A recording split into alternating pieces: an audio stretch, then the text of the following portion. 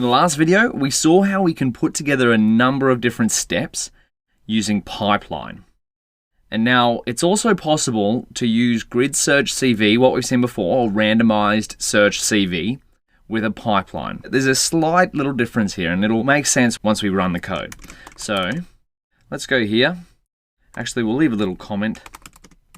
It's also possible to use grid search CV or randomized search CV with our pipeline.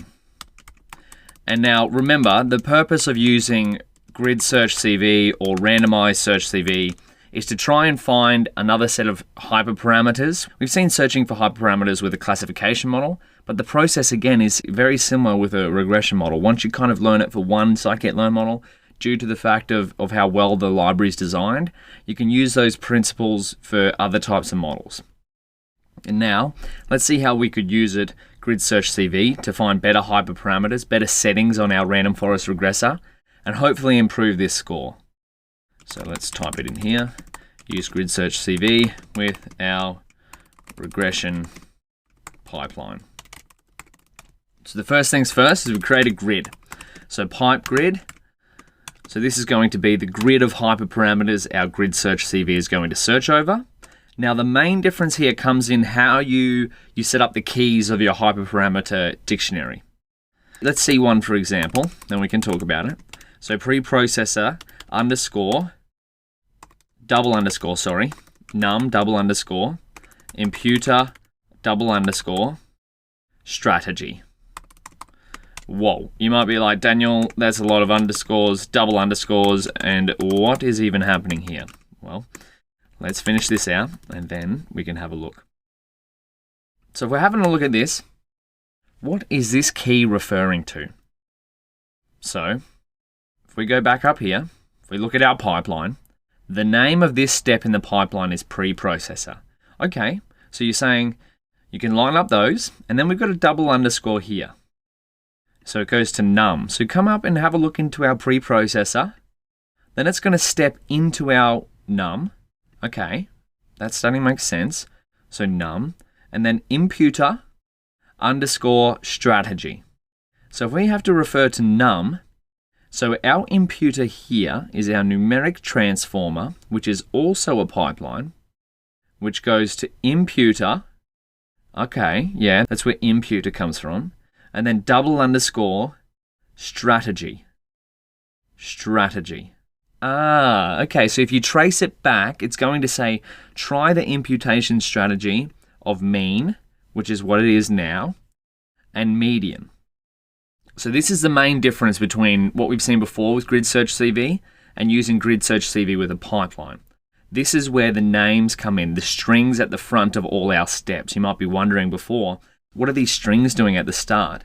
So if we want to access our preprocessor's num step, the feature, the attribute of num, imputer, and then the strategy variable of imputer, we have to do it like this.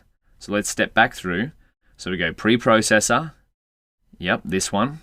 Then we go up here, preprocessor, yep, num, okay. Then we go up to num, which is numeric transformer. Then we see imputer, yep. And then we're going to adjust strategy. Okay, so that's the parameters for that. Now let's see how we would access our model. So we go model, double underscore, oh, shift enter again, getting trigger happy, model, double underscore, and estimators. So we only need one double underscore here because we're only going up one level. So if we access our model, which is pipeline, we want to access the model step. So this is where the model double underscore comes in. And we want to pass n estimators, which would be the same as going in here and pressing n estimators, but we're not going to do it there. We're going to do it here. We're going to pass it 100 and 1000. So again, this is just going into the model step of our pipeline, which is here, and passing random forest regressor and estimators, these two values. And then we can do the same for other features that we've seen before. So model underscore underscore max depth. Then we're going to pass it, let's go none, 5. And then we'll go model double underscore max features. And then we're going to pass it auto. Actually, yeah, we'll just keep it as 1 there, just to save some time on our grid search. And we'll go model double underscore min samples split. I'm going to pass that 2 and 4. Okay, wonderful. So now we've got our parameter grid set up. How would we run grid search CV? So this is where we've already imported it up here. We've imported grid search CV from model selection. But from completeness, or for completeness, what we might do is do it again. So from Scikit-learn.model selection import. You don't need to do this if you've already imported it, but we're just doing it so you can see where it's from. So from Scikit-learn.model selection import grid search CV, we're going to create GS model, grid search CV. We're going to pass it our model, which is again here in the form of a pipeline. We're going to pass it pipe grid, which is this dictionary here of different parameters it's going to search over. And then we're going to pass it CV equals 5 for 5-fold cross-validation. And we'll pass it a verbose level of 2, so it prints out a little bit of progress for us so we can see what's happening. We go gsModel.fit, and it's going to go xtrain, ytrain. Beautiful. And so this is going through 5 folds for each of the 16 candidates. If you wanted to work that out, you go 2, so 2 variables here, times 2, times 2, so that's 2 times 2, 4, times 2, 8, times 1, 8, times 2. So that's 16 different combinations of parameters. We're doing 5-fold cross-validation, so it's going to do 16 times 5, which is 80. So once that's finished, here we've got an output here of all the different versions of parameters that it's doing. And once it's finished, we'll be able to evaluate our grid search model using gsModel.score and pass it the test data.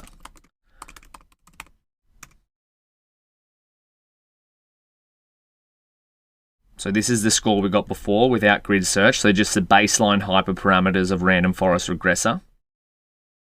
Now you might need to wait, depending on how fast your computer is, you might need to wait a little while. So this is why it's always important to be careful how many parameters you pass to grid search CV, because it is going to exhaustively search every single combination. So what we might do is pause the video and wait until our model has finished training and then see what its score is.